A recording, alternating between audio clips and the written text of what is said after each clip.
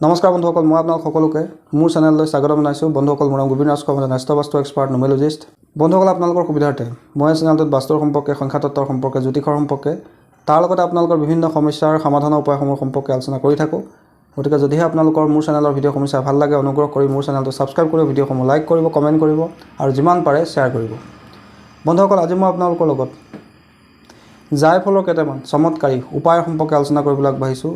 যিকেইটা উপায় যদি আপোনালোকৰ সমস্যা সমাধানৰ কাৰণে ব্যৱহাৰ কৰে, খুব সোনকালে আপোনালোকে ইয়াৰ ভাল পৰিণাম লাভ কৰিব। বন্ধুসকল, আপোনালোকে নিশ্চয় জায়ফল চিনি পায়। জায়ফলক মেডিচিন হিচাপে ব্যৱহাৰ কৰা হয়, মছলা হিচাপে ব্যৱহাৰ কৰা হয়। কিন্তু জায়ফলৰ এনেকুৱা কিছুমান উপায় আছে, যদি আমি সেই উপায়সমূহ ভালকৈ কৰোঁ, সেই জায়ফলে আমাৰ জীৱনৰ বহু দুখ সমস্যা দূৰ কৰাৰ ক্ষেত্ৰত সহায় কৰে। এনে বিভিন্ন উপায় আছে যাৰ জৰিয়তে আমি জায়ফলক ব্যৱহাৰ কৰি আমাৰ বিভিন্ন সমস্যা আমি দূৰ কৰি ল'ব পাৰোঁ। বন্ধুসকল, জায়ফলক শুক্ৰ আৰু বুধ গ্ৰহৰ কাৰক বস্তু বুলি কোৱা হৈছে। আৰু দুইটা গ্ৰহেই আমাৰ ধন টকা পইচাৰ কাৰণে অত্যন্ত ইম্পৰ্টেণ্ট। যদি আপোনাৰ বুধ গ্ৰহ দুৰ্বল হয়, আপোনাৰ বুদ্ধি কম হয়, আপোনাৰ পঢ়াত মন নবহে, শিক্ষাত আপোনাৰ মনোযোগ নাথাকে বা পঢ়া কথাখিনি মনত নাথাকে, আপোনাৰ স্মৃতি শক্তি দুৰ্বল, তেন্তে আপোনালোকে জায়ফল গুড়ি কৰি তাৰ পাউডাৰ কৰি সদায় আপোনালোকে এটা তিলক আপোনাৰ কপালত ল'ব লাগে। এনে কৰিলে আপোনালোকৰ শিক্ষা দীক্ষাৰ ক্ষেত্ৰত উন্নতি লাভ হয়, মেমৰি পাৱাৰ ইনক্ৰিজ হয়, তাৰ লগতে যিকোনো ক্ষেত্ৰতে আপোনাৰ ফ'কাছ বৃদ্ধি পায়।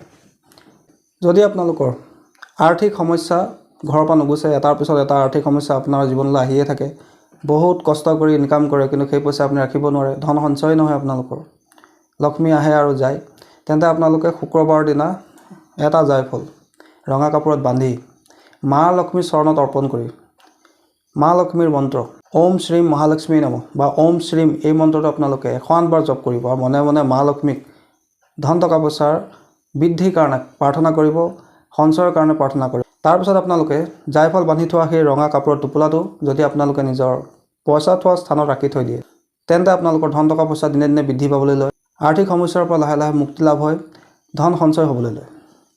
বন্ধুসকল, যদি আপোনালোকৰ প্ৰায় বেয়া নজৰ লাগি থাকে, তেন্তে আপোনালোকে জায়ফলৰ দ্বাৰাও নিজৰ নজৰ দোষ দূৰ কৰিব পাৰে। আৰু ইয়াত কোনো ধৰণৰ মন্ত্ৰও ব্যৱহাৰ কৰিব লগা নহয়। আপোনালোকে শনিবাৰৰ দিনা সন্ধিয়াৰ সময়ত এটা জায়ফল নিজৰ হাতত লৈ নিজৰ মূৰৰ ওপৰেদি 7 পাক এণ্টি ক্লক ঘূৰাই, ঘড়ী কাটাৰ বিপৰীতে 7 পাক এণ্টি ক্লক ঘূৰাই লৈ আপোনালোকে যদি সেই জায়ফলটো জুইত পুৰি দিয়ে, তেন্তে আপোনালোকৰ নজৰ দোষ দূৰ হয় বুলি কোৱা হৈছে।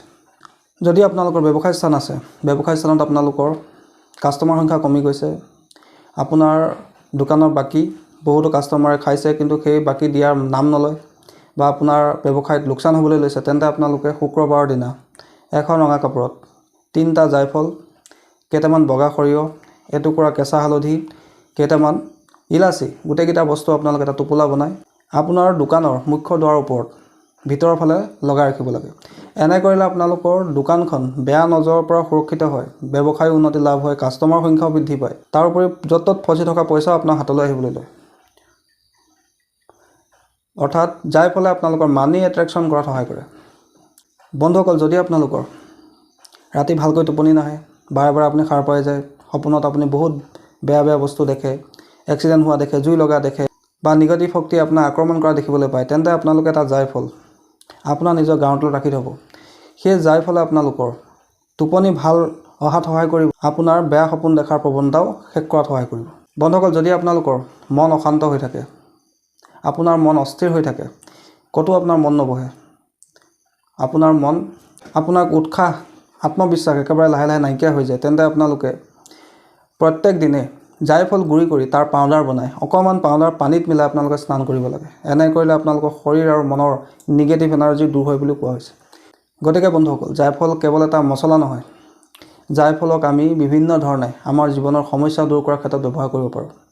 আৰু বিভিন্ন ধৰণৰ উপায় আছে, কিন্তু মই যিকেইটা নিজে পৰীক্ষা কৰি চাইছোঁ, যাৰ পৰা মই ভাল ৰিজাল্ট পাইছোঁ বা ক্লায়েণ্টসকলক দিছোঁ, সেই উপায়কেইটাৰ ভিতৰত পৰীক্ষিত উপায়কেইটাহে আজি আপোনালোকক দিছোঁ। আপোনালোকে এই উপায়কেইটা ফ'ল' কৰি চাব, নিশ্চয় ইয়াৰ পৰা আপোনালোকে ভাল ফল লাভ কৰিব।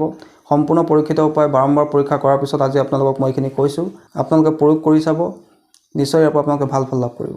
বন্ধুসকল, আশা কৰিছোঁ আজি আপোনালোকৰ এই জায়ফলৰ উপায়কেইটাৰ সম্পৰ্কে জানি ভাল লাগিলে। যদি ভাল লাগিলে অনুগ্ৰহ কৰি ভিডিঅ'টো লাইক কৰি দিব, কমেণ্ট কৰিব আৰু মোৰ চেনেলটো ছাবস্ক্ৰাইব কৰিব। ধন্যবাদ।